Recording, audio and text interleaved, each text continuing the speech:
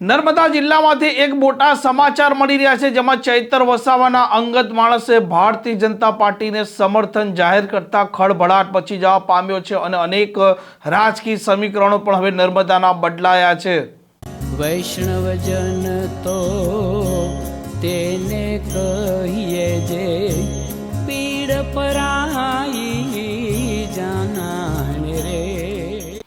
નમસ્કાર, આપ જોઈ રહ્યા છો નવજીવન ન્યૂઝ। હું છું આપની સાથે તોફિક ગાંચી। નર્મદામાં જે પ્રકારે ભારતીય જનતા પાર્ટી અને આમ આદમી પાર્ટી તે બંનેના વચ્ચે સ્થાનિક સ્વરાજની ચૂંટણીને લઈને સીધો જંગ છે અને નર્મદાનું રાજકારણ પણ ગરમ છે અને થોડાક દિવસ પહેલા ચૈતર વસાવાના ગઢના કેટલાક લોકો છે તેમણે ભારતીય જનતા પાર્ટી છે તેનો કેસરીઓ પકડ્યો હતો, એટલે કે ભારતીય જનતા પાર્ટીમાં સામેલ થયા હતા અને તેમણે હુંકાર કરતા કહ્યું હતું કે આમ આદમી પાર્ટીને હરાવવાની છે। અને વધુ એક મોટા સમાચાર અત્યારે નર્મદા જિલ્લામાંથી મળી રહ્યા છે, જેમાં જગદીશ વસાવા જે ચૈતર વસાવાના અંગત માણસ ગણવામાં આવે છે તેમણે થોડાક દિવસ પહેલા આમ આદમી પાર્ટીના તમામ હોદ્દાઓ પરથી રાજીનામાની જાહેરાત કરી હતી અને આજે એકાએક તેમણે એક વિડીયો થકી ભારતીય જનતા પાર્ટીને સમર્થન કરવાની જાહેરાત કરતા ખળભળાટ મચી જવા પામ્યો છે અને નર્મદા જિલ્લાના રાજકારણના હવે સમીકરણો પણ બદલાઈ ચૂક્યા છે।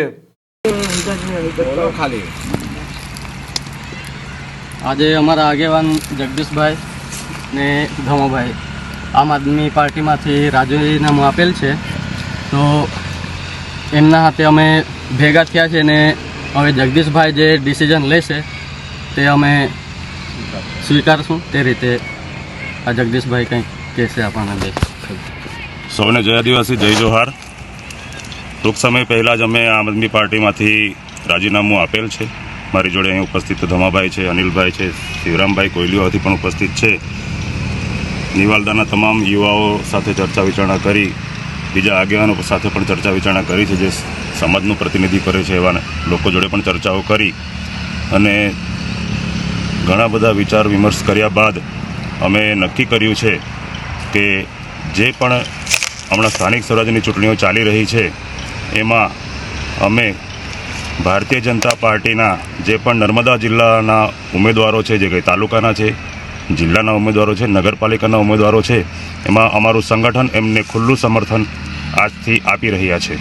ધન્યવાદ। જય આદિવાસી। આમ જગદીશ વસાવાએ જે પ્રકારે ભારતીય જનતા પાર્ટીને સમર્થન કરવાની જાહેરાત કરતા આમ આદમી પાર્ટી છે તેમના માટે મુશ્કેલીઓ વધી શકે તેમ છે અને ખાસ કરીને ડેડિયાપાડાના ધારાસભ્ય ચૈતર વસાવાના તે અંગત માણસ ગણવામાં આવે છે અને તેમણે આમ આદમી પાર્ટી તો છોડી હતી, પરંતુ ભાજપને સમર્થન જાહેર કરતા ત્યાંના રાજકીય સમીકરણો પણ બદલાયા હોય તેવું પણ હાલ ચર્ચાઈ રહ્યું છે। આ પ્રકારના સમાચાર માટે નવજીવન ન્યૂઝ ચેનલ સાથે જોડાયેલા રહો। નમસ્કાર।